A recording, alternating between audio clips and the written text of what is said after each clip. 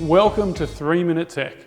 These are the videos where we answer your technical financial planning questions without all of that jargon.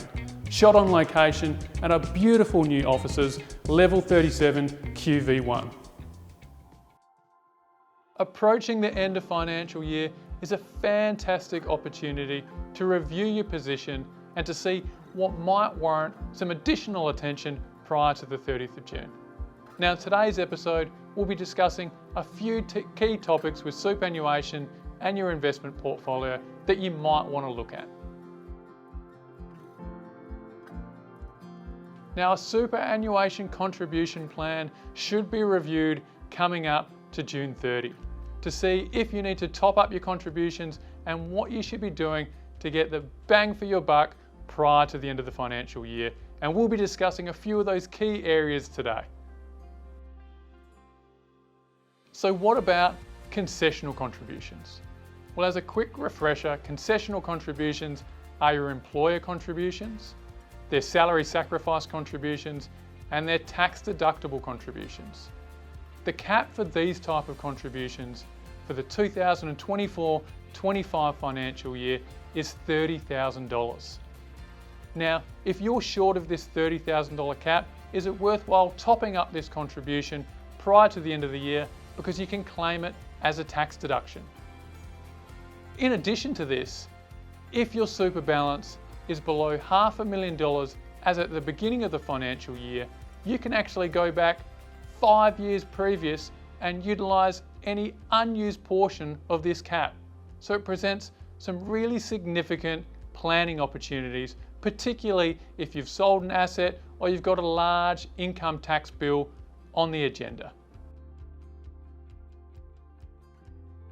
So what about non-concessional contributions?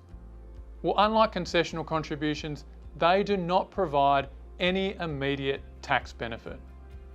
What they do is enable you to move more meaningful amounts of capital into superannuation's tax-effective environment. So for those who are approaching retirement or entering into retirement, this can be a fantastic opportunity to transition wealth into superannuation prior to the end of the financial year. Now, the cap for this for the 2024-25 financial year is $120,000. But importantly, there's some other provisions and some eligibility requirements that you need to know prior to making the contributions. So it's important, as always, to seek some advice. So what about some often forgotten superannuation contributions that you can make? Let's start with a spouse contribution. This enables you to make a contribution on behalf of an eligible spouse. If that eligible spouse is earning below $37,000, you can actually make a $3,000 contribution to their super on their behalf and get an 18% tax offset. What does that mean? Well, it means you save $540 in tax. The other form of often forgotten contributions is the government co-contribution. For eligible individuals, someone earning some employment income, but it's below $45,400, you can actually make a $1,000 contribution to your superannuation and the government will match that by 50%. That's a $500 free kick or a 50% return just by making some additional contributions into your superannuation. What about superannuation pensions? Well, for those who are drawing an income stream from their superannuation, it's important to make sure you meet your minimum pension requirement. What is this, you might be asking? Well, this is the minimum amount that the government mandates you take out once you commence a retirement income stream. If you don't do so, you lose the tax benefits inside the fund of being inside a pension phase, which is tax-free earnings. So what are the minimums? Well, this is dependent based on how much you have inside this pension phase as of the beginning of the financial year and your age-based percentage factor shown on screen. As you can see, if you're under the age of 65, this percentage factor is 4%. Between 65 and 74, it's 5%, all the way up to if you're over the age of 95, then it's 14%. So again, important to make sure that you meet this minimum requirement, and if you're unsure, ask your advisor. Lastly, the end of financial year is a great opportunity to review your portfolio and your capital gain position. No one likes any surprise capital gains tax when they're completing their tax return at the end of the year. So by reviewing your position, you can see, do you have a capital gain? And equally, are there any underperforming investments you have that can be sold to help mitigate or potentially eliminate this tax?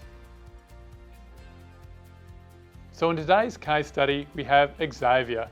He's 59 and self-employed, earning $135,000 per year. Now he's looking to retire in the next few years.